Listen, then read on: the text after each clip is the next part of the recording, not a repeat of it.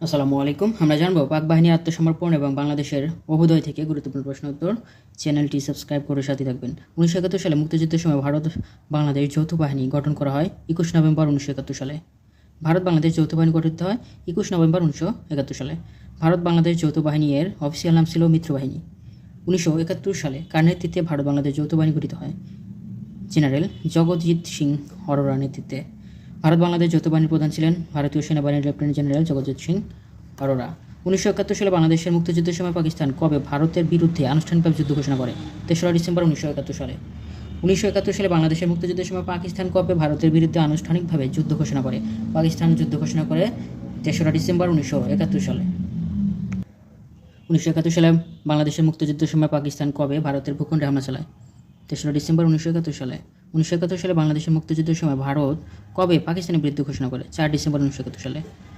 ভারত বাংলাদেশ যৌথ বাহিনী কবে পাকিস্তানি হানাদার বাহিনীর বিরুদ্ধে আনুষ্ঠানিকভাবে যুদ্ধ শুরু করে? 6 ডিসেম্বর 1971 সালে।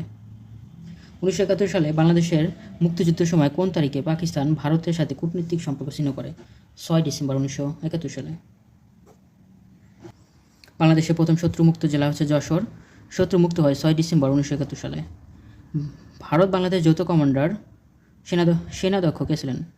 সেনাধ্যক্ষ ছিলেন লেফটেন্যান্ট জেনারেল জগজিৎ সিং অরোরা। উল্লেখ্য যে বাংলাদেশ মুক্তিযুদ্ধের সময় ভারতের সেনাবাহিনীর প্রধান ছিলেন জেনারেল শ্যাম ম্যানেকশ।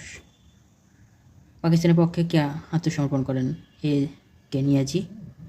1971 সালে 16 ডিসেম্বর মুক্তিযুদ্ধের আত্মসমর্পণ দলিল কোথায় স্বাক্ষরিত হয়?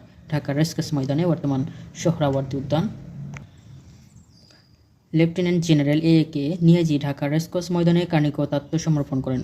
জগজিৎ সিং অরোরার নিকট। আত্মসমর্পণ অনুষ্ঠানে বাংলাদেশের পক্ষে নেতৃত্ব প্রদান করেন বিমান বাহিনীর প্রধান এয়ার কমান্ডার কে খন্দকার। কোন পাক সেনানায়ক সর্বপ্রথম আত্মসমর্পণ করেন?